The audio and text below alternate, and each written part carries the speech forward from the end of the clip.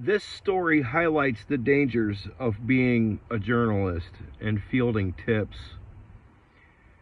A few years ago, this woman lured me to her home under false pretenses. She told me that she wanted to do a project, or was working on a project, about 3 missing little girls. She said they had been killed. She said their bodies were buried underneath of a hotel in San Diego, and she wanted someone to help her get ground-penetrating radar. And she had a CBS News article to back this story up, so I thought she was credible.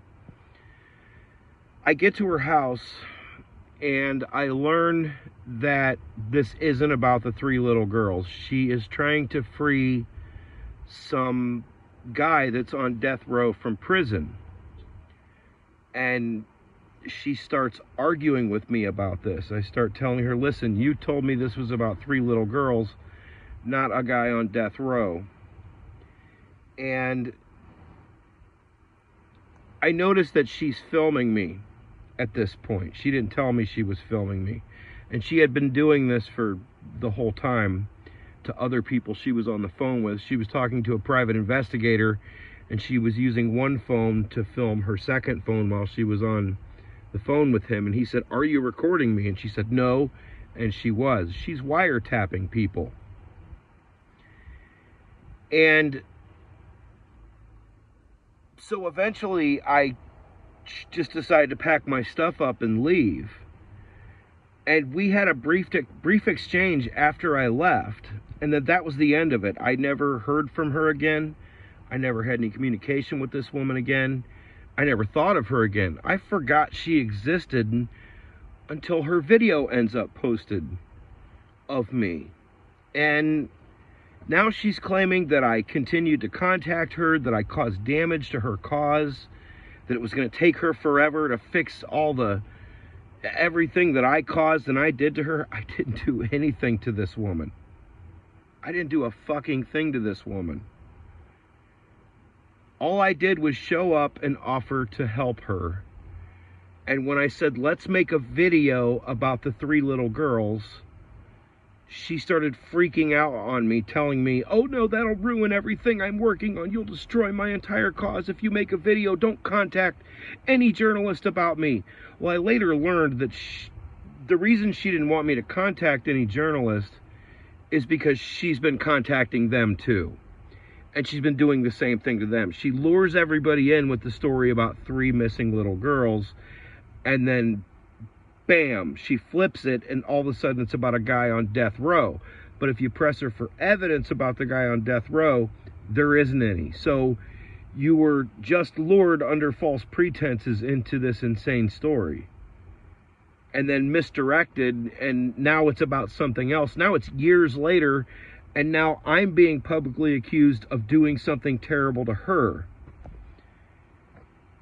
And this is what the social media monster film is really about. This is what Peter John Ross does. He fakes these victims. Any human being, no matter how crazy they are, no matter how much lack of credibility they have, no matter how much evidence there is against these people, he portrays them as victims because he's desperate.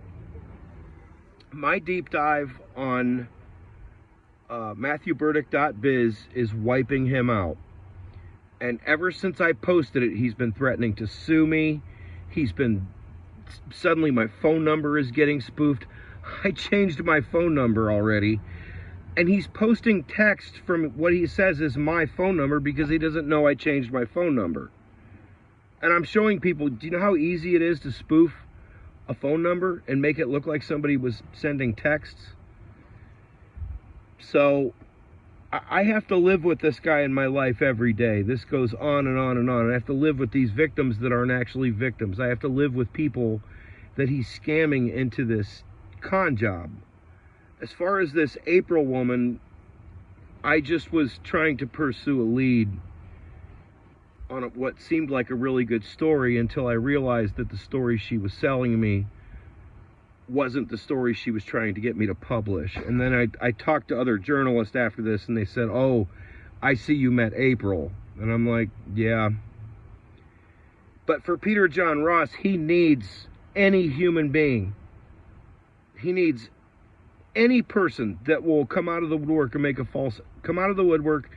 make a false allegation against me. They're automatically credible. It doesn't matter what the other side of the story is. He just publishes false information, and he doesn't stop.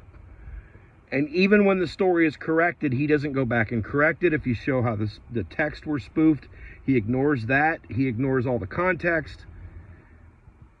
This is all about Peter's personal vendetta. Right in the middle of the movie, he says, I took his TV show 6 or 7 years ago.